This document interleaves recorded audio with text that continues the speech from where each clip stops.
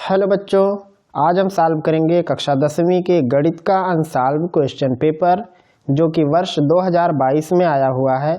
Code है 822 BA और आज हम इसका पहला पार्ट सॉल्व करेंगे जिसमें हम कोशिश करेंगे क्वेश्चन नंबर 1 से लेकर के 4 तक के प्रश्नों को हल करने की। तो बने रहिए वीडियो में शुरुआत से लेकर के अंत तक ताकि आपको हर एक बात बेहतर तरीके से समझ में आ सके। हम लोग सॉल्व कर रहे हैं कक्षा 10वीं के गणित का क्वेश्चन पेपर सेट 6 2022 822 BA। ये प्रश्न पत्र का कोड है और इसका पहला प्रश्न, पहले का पहला प्रश्न है समीकरण 5x स्क्वायर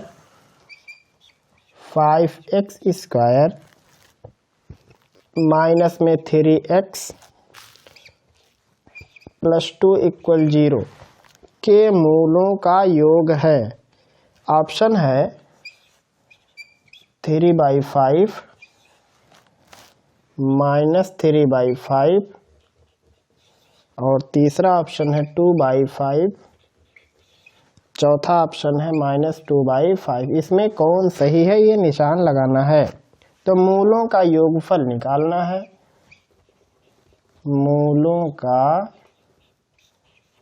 योग फार्मूला होता माइनस में b/a हो जाएगा माइनस। अब b इसमें कौन है, x के गुणांक को b कहते हैं जो कि है माइनस में 3 और a की जगह पे 5, x स्क्वायर के गुणांक को a कहते हैं तो ये हो जाएगा 3/5 जो कि पहला ऑप्शन है। तो ये पहला हुआ सही। फिर पहले का दूसरा प्रश्न है यदि 3 cot A = 4 तो sec A की वैल्यू बताओ। sec A का मान निकालना है। ऑप्शन है 3/4, अगला ऑप्शन है 5/4, अगला ऑप्शन 2/3, अगला ऑप्शन 3/2। इसमें कौन सही है। cot A की वैल्यू दिया, sec A की वैल्यू निकालनी है। तो सबसे पहले सॉल्व कर देते हैं। देखो लिखा है 3 cot A = 4 तो यहाँ से cot A इक्वल आएगा 4/3। यहाँ से tan की वैल्यू हो जाएगी 3/4। चाहो तो आप ट्रायंगल बना के भी लगा सकते हो क्योंकि आपको ऑप्शन लगाना है, या सिंपल फार्मूला लिख दो। sec A इक्वल होगा √1 + tan स्क्वायर A इक्वल हो जाएगा √1 + 3/4 का होल स्क्वायर। 3 का वर्ग 9, 4 का वर्ग 16, पूरा हर बैलेंस करेंगे हर अंश को तो बचेगा यहाँ नीचे 25/16, वर्गमूल में आएगा 5/4 यानी sec A की वैल्यू 5/4 होगी। ये सही है। अगला प्रश्न है पहले का तीसरा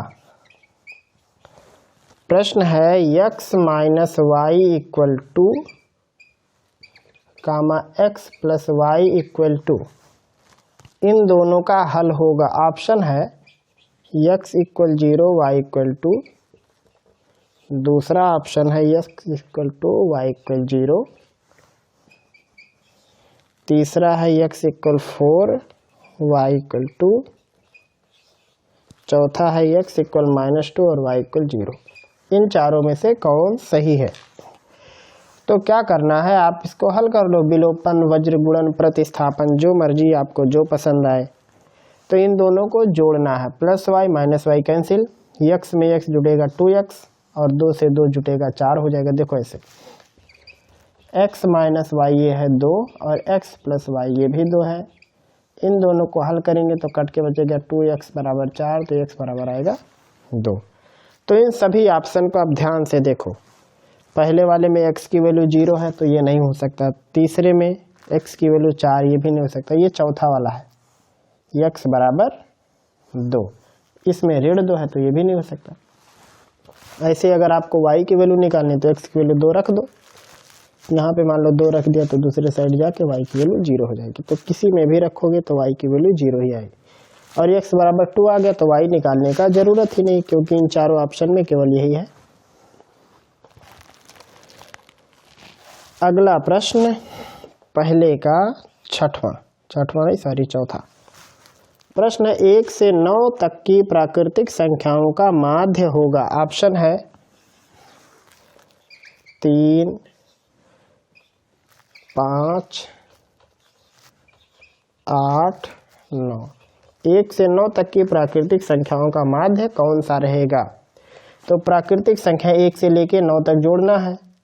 1, 2, 3, 4, 5, 6, 7, 8, 9। समांतर माध्य निकालने के लिए जितने पद उतने से डिवाइड कर दो। 9 लोग हैं, 9 से डिवाइड कर दो। जोड़ो इनको, 1, 2, 3, 3, 6, 4, 10, 5, 15, 6, 21, 7, 28, 28, 8, 36, 36, 9, 45। तो हो जाएगा 45/9 बराबर आएगा 5। तो ये दूसरा वाला ऑप्शन हो गया सही। आप चाहे तो इसको जो आपकी किताब में है समांतर श्रेणी, उसके हिसाब से भी आप इसको जोड़ सकते हो। प्राकृतिक संख्याओं के योगफल का n +1/2 है, तो जोड़ने पे 45 ही आएगा। चाहे आप डायरेक्ट जोड़ लो और उसमें 9 से डिवाइड करने पे 5 ही आएगा। अगला प्रश्न, उसको यहाँ समझाते हैं। चलो, पहले का 5वां प्रश्न है, यदि किसी बारंबारता बंटन का माध्य 20.5, माध्य दिया हुआ है 20.5,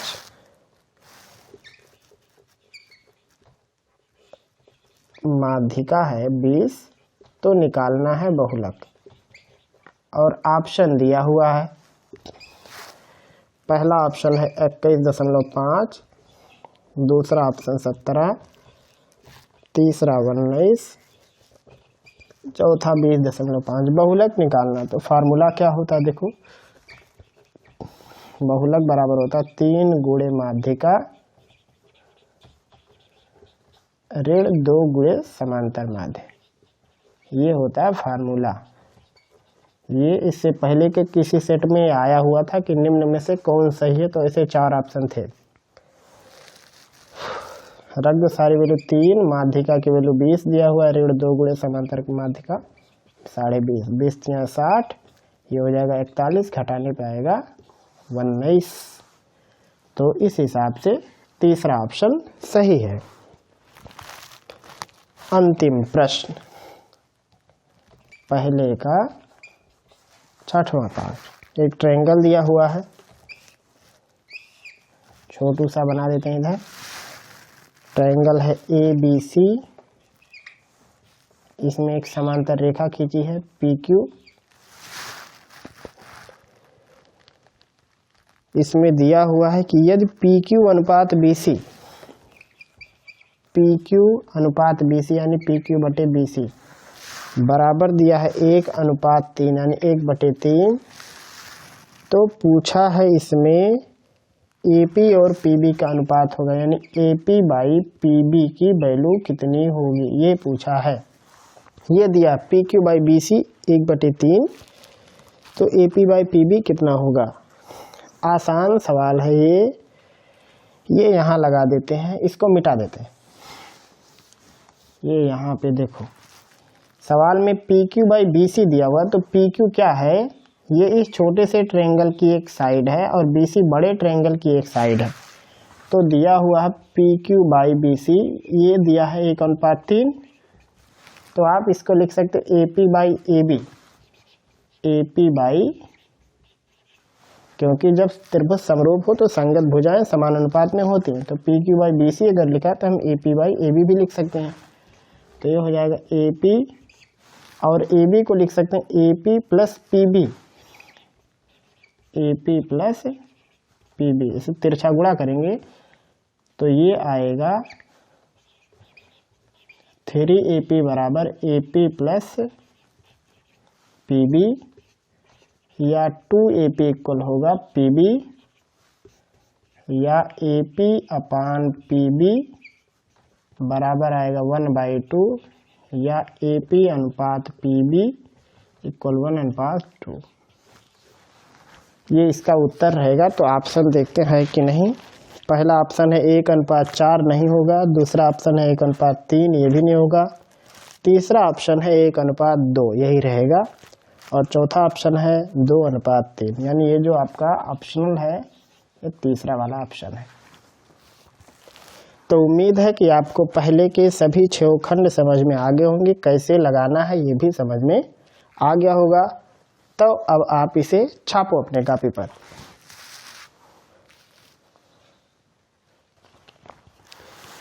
अगला प्रश्न दूसरे का पहला प्रश्न है, यदि 27, 23 x ऋण 4 x धन 4 क्या लंबा गिनती है 15,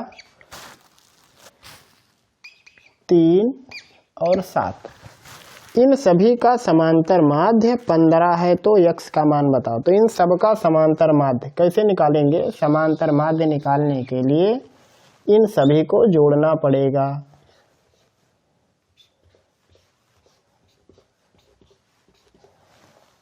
और समांतर माध्य दिया है 15। समांतर माध्य मतलब पदों का योगफल बटे उनकी संख्या। तो ये कुल कितने लोग हैं? 1 2 3 4 5 6 7, नीचे रहेगा 7। कितना आएगा ये? जोड़ो, इस 4 से ये 4 तो कट जाएगा। 7 3 10, 5 15, 3 18, 7 25, 2 हासिल बचा, 2 2 4, 4 2 6, 6 1 7, और x में x जुट के 2x, नीचे 7 बराबर 15, यह होगा 75 धन 2x, 15 का 7 में गुणा 105, या बराबर होगा 105 ऋण 75, या लिख सकते हैं 2x बराबर 30 या x बराबर 15। यानी जो संख्या गायब है, संख्या नहीं सॉरी, इसमें कहा था x का मान बताओ, तो x की वैल्यू 15 होगी। यही होगा इस प्रश्न का उत्तर। अगला प्रश्न दूसरे का दूसरा प्रश्न है, एक मीनार की ऊंचाई 20 मीटर है। एक मीनार की ऊंचाई 20 मीटर है। 20 मीटर का मीनार मान लेते हैं कि मीनार है AB। जमीन पर बनने वाली इसकी छाया की लंबाई 20 करड़ी में 3 है। जो परछाई बनी है यह 20 करड़ी में 3 मीटर। उन्नयन कोण निकालना है। मान लो उन्नयन कोण थीटा है, C है जो भी।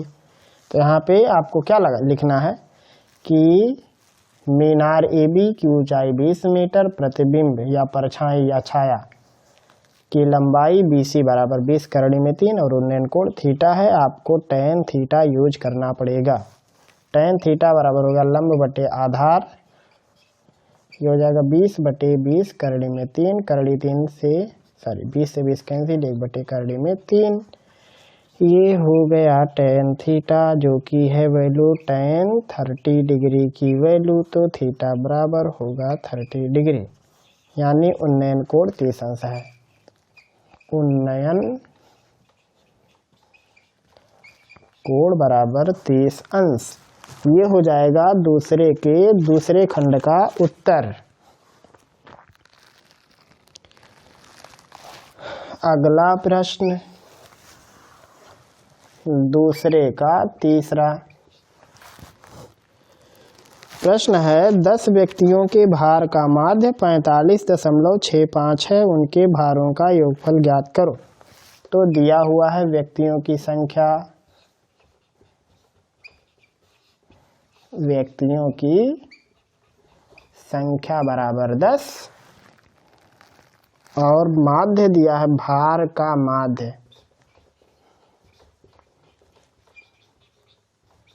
बराबर 45.65 किलोग्राम। कहा है भारों का योगफल निकालो, लिखेंगे भारों का योग बराबर होगा व्यक्तियों की संख्या गुणे माध्य या भार का माध्य। व्यक्तियों की संख्या 10, ये 45.65 बराबर आएगा 456.4। यही इसका उत्तर हो जाएगा। अगला प्रश्न दूसरे का चौथा। एक साथ वीडियो रोकना और छाप लेना। चौथा प्रश्न क्या है? यदि द्विघात समीकरण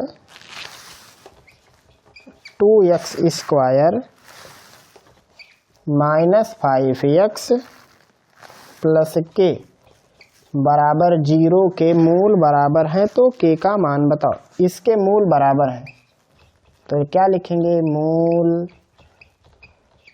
बराबर होने पर फार्मूला क्या लगता है? d बराबर 0, d को कहते हैं b² - 4ac 0, b की वैल्यू है -5, इसका हो जाएगा स्क्वायर -4, a की वैल्यू 2 और c की वैल्यू k बराबर 0। 5 का वर्ग 25, 2 का 4 में गुणा 8 माइनस में आएगा। k बराबर 0, 8 के बराबर 25 तो k बराबर होगा 25/8। यही हो जाएगा इसका उत्तर। यानी अगर 2x² - 5x + k बराबर 0 के मूल बराबर हैं तो k की वैल्यू 25/8। छापो इसे। अगला प्रश्न तीसरे का पहला प्रश्न है। दो घनों जिनमें से प्रत्येक का आयतन 64 घन सेंटीमीटर है के संलग्न फलकों को मिलाकर एक घनाभ बनाया जाता है। इससे प्राप्त घनाभ का पृष्ठीय क्षेत्रफल ज्ञात कीजिए। तो कई बार पेपर में आया है, ये कई बार लगाए हैं इसको, फिर भी लगा देते हैं। प्रत्येक घन का आयतन दिया 64 घन सेंटीमीटर, तो इसमें लिखेंगे घन का आयतन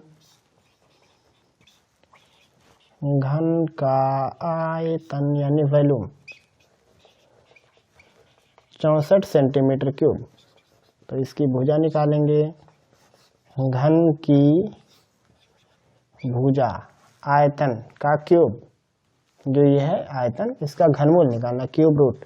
तो 64 का घनमूल 4 होगा, तो 4 सेंटीमीटर इसकी हो जाएगी भुजा। अब ऐसे ही दो घन दोनों को सटा के रख दो। तो ये पूछा है, तो यहाँ लिखेंगे दो घनों को सटा कर रखने पर प्राप्त घनाभ का पृष्ठीय क्षेत्रफल क्या होगा बताओ तो। जब दो घन को आपस में सटा दोगे तो एक घन की एक पृष्ठ दूसरे घन की एक पृष्ठ, ऐसे मान लो जैसे ये एक घन का एक पृष्ठ दूसरे घन का एक पृष्ठ कॉमन हो जाएगा, एक में छुप जाएगा, तो एक घन का 5 पृष्ठ बचेगा, ऊपर नीचे दाएं बाएं अगल बगल में 5 पृष्ठ एक घन का सही सलामत रहेगा और 5 पृष्ठ एक घन का सही सलामत रहेगा। तो उनके क्षेत्रफलों को ऐड करो, यानी एक घन का 5 पृष्ठ, 5 गुणे क्षेत्रफल क्या होता है भुजा का स्क्वायर। ऐसे ही दूसरे वाले का भी रहेगा। 4 चौक को 16 पंचे 80 और दूसरा 80 बराबर आएगा 160 सेंटीमीटर स्क्वायर। अरे ऐसे देखो बाबू, दुई घन को जब चिपका दोगे तो उनकी जो पृष्ठें हैं कॉमन वाली वो छुप जाएंगी।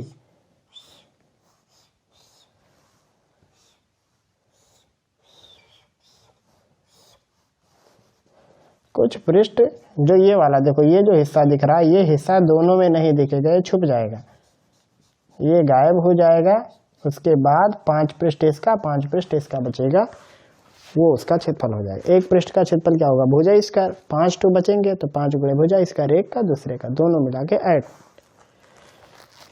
इसको लीपापोती कर देते हैं, इसकी जरूरत नहीं है। अगला प्रश्न तीसरे का दूसरा प्रश्न है, निम्नलिखित सारणी से माध्यिका ज्ञात कीजिए। सारणी बनानी है, एक में है वर्ग अंतराल, एक में बारंबारता,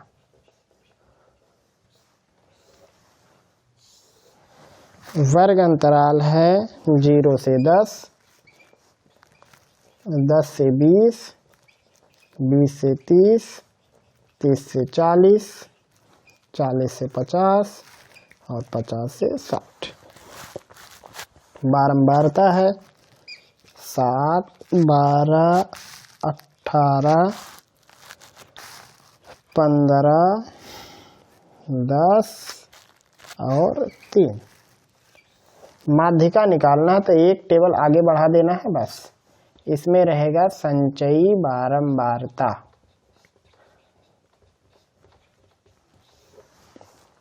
कैसे निकालना है, पहली वाली बारंबारता को लिख दो, फिर क्रमांतर से जोड़ दीजिए। 7 से 12 जोड़ना 19, 19 में 18 जोड़ना है, हो जाएगा 37, 37 में 15 जोड़ना है, आएगा 52, 52 में 10 जोड़ेंगे तो 62 और 3 जोड़ेंगे तो हो जाएगा 65।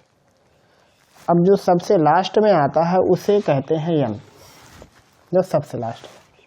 तो यहाँ n की वैल्यू हो गई 65। संचयी बारंबारता निकालने के बाद टोटल जब हो जाए तो n निकालना है, फिर n/2 तो 65 का आधा। ये बराबर होगा 2 तिहाई 6, 2 दूनी 4, 32.5। अब उसे देखना है कि कहाँ है, जिसमें होगा उसे बोलते हैं CF। तो कहाँ मिलेगा, 37 में रहेगा, तो CF की वैल्यू हो जाएगी 32.5। F की वैल्यू उससे ठीक पहले वो है 18, उससे ठीक पहले की हायर लिमिट, 18 के सामने हायर लिमिट है 30 और उसके ठीक सामने H होता है जो कि वर्ग अंतराल 10। 30 और 20 वाले का वर्ग अंतराल 10 है। संचयी माध्यिका या माध्यक बराबर फार्मूला होता है L - CF - n/2/f × H। L की वैल्यू 30 ऋण CF की वैल्यू 32 गलत कर दिए, CF की वैल्यू 32 नहीं रहेगी, वो रहेगा 37। CF की जगह पे 37, तो यहाँ रहेगा 37 ऋण n/2 की जगह पे 32.5 और F की जगह पे 18 और H की जगह पे 10, हो जाएगा 30 ऋण कितना होगा ये 0.5 यानी 4.5 आएगा, और बटे में 18 गुणे 10 बराबर होगा 30 ऋण 45/18, 9 × 5 = 45, 9 दूनी 18 यानी आएगा 5/2 बराबर। इसको लिख सकते हैं 30 ऋण 5/2 का मान 2.5, 30 में से 2.5 घटाएंगे तो आएगा 27.5, यानी माध्यिका बनेगी 27.5। तीसरे के दूसरे पार्ट का सॉल्यूशन है। अभी 2 लोग और बाकी हैं, तब तक इन्हें छापो। अगला प्रश्न है तीसरे का तीसरा। प्रश्न क्या है, समीकरण x² - 7x + 12 = 0 के मूलों का योग निकालना है। लेकिन कौन से मूल, उनके व्युत्क्रम करने हैं, उसे निकालना है। तो सबसे पहले मान लेते हैं कि मूल इनके क्या होंगे। मान लो मूल है अल्फा और बीटा, तो व्युत्क्रमों का योग क्या होगा, मूलों के व्युत्क्रमों का योग, यानी 1/α + 1/β, ये निकालना। तो क्रॉस गुणा करके बनेगा ये alpha plus beta by alpha beta. अब अल्फा प्लस बीटा क्या, इस समीकरण के मूलों का योगफल। तो इस समीकरण के मूलों का योगफल क्या बनेगा 7। कैसे पता चला, माइनस बी बाई ए, तो 7 बनेगा। और बी यहाँ पे अल्फा बीटा की वैल्यू होती है सी बाई ए, यानी नीचे आएगा 12। यही इसका उत्तर हो जाएगा। इस समीकरण में अल्फा प्लस बीटा की वैल्यू है 7 और अल्फा बीटा जिसे मूलों का गुणनफल कहते हैं वो है 12। छाप लेना उसको। अगला तीसरे का चौथा प्रश्न। प्रश्न है, दो संख्याओं का योगफल 85 है। मान लो, माना संख्याएं x, y हैं। केस 1, मुकदमा नहीं है ये, प्रश्न अनुसार। केस 1 है, संख्याओं का योगफल 85, यानी x प्लस वाई की वैल्यू 85। ये हो गया समीकरण 1। Case number 2। अगला है, बड़ी संख्या छोटी संख्या की 4, तो किसी को छोटा बड़ा मान लो कि x बड़ा है y छोटा, ऐसा मान लो। तो जो बड़ी संख्या छोटी संख्या की 4 गुने से 5 अधिक है, यही है। ये हो गया समीकरण नंबर 2। बड़ी संख्या छोटी संख्या के 4 गुने से 5 ज़्यादा है। अगर ये सभी टाइप के सवालों को लगाने में कोई भी झंझट हो तो डायरेक्ट जाइए प्लेलिस्ट में, एक एक चैप्टर पूरा फुल डिटेल में है। और परीक्षा देने से पहले एक बार जरूर रिवाइज कर लेना सबको। तो इन दोनों समीकरण को हल करेंगे, यानी x की वैल्यू चाहे तो पहले में रख सकते हैं या इन दोनों को विलोपन विधि से भी लगा सकते हैं। ऐसा भी लिख सकते हैं, समीकरण 1 में x बराबर 4y प्लस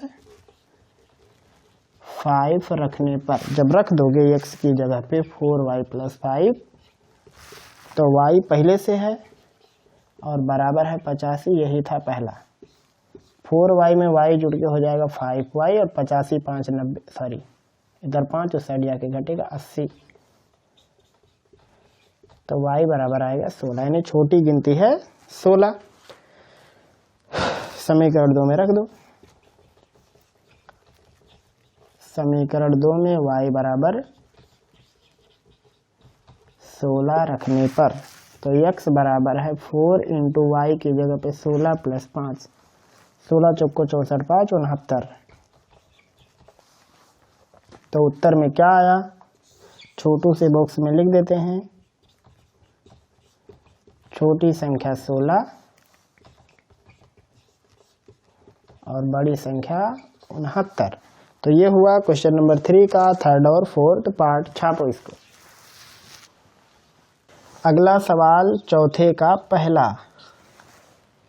प्रश्न है, k का मान ज्ञात कीजिए जिसके लिए समीकरण 2x प्लस के वाई इक्वल 1 एक ये समीकरण है, एक है 3x माइनस 5y इक्वल 7, ये दूसरा समीकरण का k का मान बताओ जिसके लिए इन दोनों समीकरणों का अद्वितीय हल है, मतलब केवल एक सलूशन है। तो लिखेंगे समीकरण निकाय के अद्वितीय हल के लिए होता है a1 by a2 not equal b1 by b2। अगर पहले दूसरे समीकरण को हल करके केवल एक ही उत्तर आना है तो ये कंडीशन एकदम मस्ट है, कंपलसरी है, ये होना ही चाहिए। a1 माने किसी भी एक समीकरण में x y के गुणांकों को a1 b1 c1 को, चाहे आप पहले वाले को a1 b1 c1 चाहे दूसरे वाले को। तो चलो हम पहले वाले को a1 b1 c1 लेते। a1 माने x के आगे क्या लिखा है 2, a2 माने दूसरे में x के आगे 3 और b1 माने y के आगे के, b2 माने y के आगे -5। 5 दूनी 10 और नीचे बटे में 3 नॉट इक्वल के, यानी जब k की वैल्यू -10/3 नहीं होगी, इसको छोड़ के कुछ भी होगा तो मूल अद्वितीय होंगे। यानी अद्वितीय हल के लिए मूल नहीं सॉरी हल, जब k की वैल्यू ऋण 10/3 नहीं होगी तभी इसका मान अद्वितीय आएगा। अगर ये हो गया तो अद्वितीय होने का सवाल पैदा नहीं होता। तो ये हो जाएगा इसका उत्तर। जब k नॉट इक्वल -10/3 तब इन दोनों समीकरण निकाय के अद्वितीय हल होंगे। अगला प्रश्न चौथे का दूसरा प्रश्न, एक शंकु के आधार की त्रिज्या 3.5, ऊंचाई 12, शंकु की तिर्यक ऊंचाई और आयतन बताओ। दिया हुआ है शंकु की त्रिज्या r बराबर 3.5 सेंटीमीटर और ऊंचाई h बराबर है 12 सेंटीमीटर। निकालना है तिर्यक ऊंचाई। तिर्यक ऊंचाई जिसको यल से लिखते हैं, फार्मूला होता है h² प्लस r²। h की वैल्यू 12 इसका वर्ग, r की वैल्यू 3.5 इसका वर्ग, 12 का वर्ग 144, 3.5 का वर्ग 12.25 हो जाएगा ये 156.25 बराबर ये है 12.25 का 12.5 का स्क्वायर है, तो वर्गमूल ले जाएंगे तो यही आएगा। यानी इसकी तिर्यक ऊंचाई हो जाएगी 12.5। आयतन भी निकालना है, तो आयतन कितना होगा, आयतन का फार्मूला होता है 1/3 पाई r² h। 1/3 पाई का मान 22/7, r का मान 3.5 तो 2 बार लिख देते हैं, इंटू h का मान 12, 7×5 = 35। ये हो गया 1/3 गुणे 22, 0.5 गुणे 3.5 गुणे 12 बराबर होगा 3 चौक को 12, 4 बचेगा। तो ये हो गया 22 गुणे 0.5 गुणे 3.5 गुणे 4, 22 × 5 = 110, 11 और 4 × 5 = 20, 4 × 3 = 12, 2 = 14, 11 चौक 44, 11 × 11 4, 15, 154 वर्ग सेंटीमीटर। यानी शंकु का आयतन आएगा 154 वर्ग सेंटीमीटर, उसकी तिरछी ऊंचाई 12.5 सेंटीमीटर। तो ये हुआ क्वेश्चन नंबर 4 का फर्स्ट और सेकंड पार्ट। लगाओ इसको। अगला प्रश्न चौथे का तीसरा खंड। प्रश्न है, यदि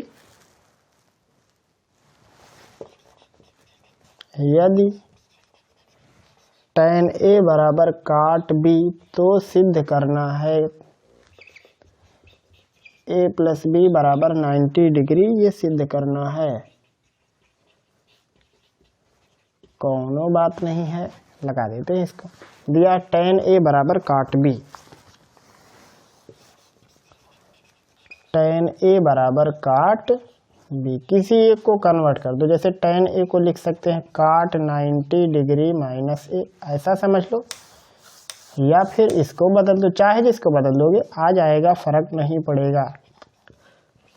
cot B को लिख सकते हैं tan 90 डिग्री माइनस B, दोनों तरफ कंपेयर करोगे tan से tan को तो हटा देना, काटना नहीं कि काट दो, हो जाएगा 90 डिग्री माइनस B, इस साइड आएगा तो हो जाएगा A + B बराबर 90 डिग्री। यही प्रूफ करना था। ये हुआ इसका उत्तर। अगला प्रश्न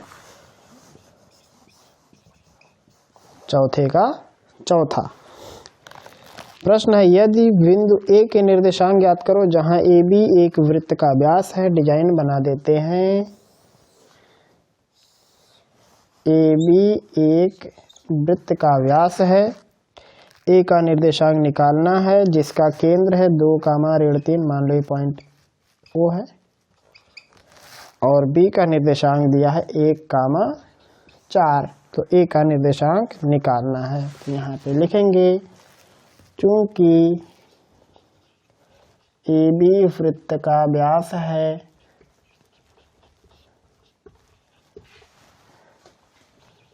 और O वृत्त का केंद्र है,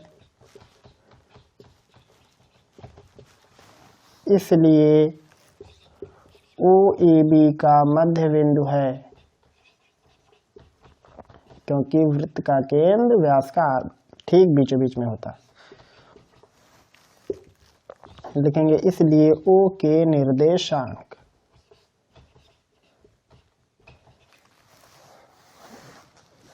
और यहाँ पे ये मान लेते हैं कि माना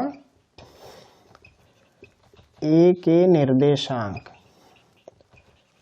x, y है, तो O का निर्देशांक क्या बनेगा? मध्य बिंदु का निर्देशांक होगा x1 + x2/2, तो हो जाएगा ये x + 1/2 y + 4/2, और ये होगा O का निर्देशांक 2,3। मध्य बिंदु का निर्देशांक x, y बराबर, अगर इसको x, y बोलते तो फार्मूला होता है x1 + x2/2। तो ये हुआ x1, ये हुआ x2, ये है y1, ये है y2, उन दोनों को जोड़ दो, जो आएगा उत्तर आएगा। तो यहाँ से हो जाएगा 2,3 बराबर x + 1/2। सॉरी, अब क्या जरूरी है लगाने का, तुलना कर लो पहले का पहले से, यानी x + 1/2 बराबर हुआ 2, x बराबर 2 दूनी 4 में से एक जाएगा 3, और y + 4/2 इक्वल हुआ √3, 2 3 6, और 4 उधर से आएगा वो भी ऋण हो जाएगा, तो y बराबर आएगा -10। लिखेंगे इसलिए A का निर्देशांक बराबर होगा 3, -10। ये है इस प्रश्न का उत्तर। तो उम्मीद करता हूँ कि आपको ये प्रश्न भी समझ में आ गया होगा। तो यहीं पर समाप्त करते हैं आज का अपना सेशन। हमने सॉल्व किया क्वेश्चन नंबर 1 से लेकर के 4 तक। अगर आपको कोई भी कन्फ्यूजन होगा तो ज़रूर बताएंगे, और कोशिश कीजिए कि सवालों को खुद लगाने का, उसके बाद ही वीडियो देखिए। और अगर आपको डिटेल से A to Z चैप्टर सीखना, पूरा कक्षा 10वीं का गणित या विज्ञान, तो आप प्लेलिस्ट में जाकर के एक एक चीज़ बारीकी से सीख सकते हैं। पढ़ते रहिए, अपनी तैयारी और भी बेहतर तरीके से करते रहिए। फिर मिलेंगे हम लोग जल्द ही अगले सेशन के साथ।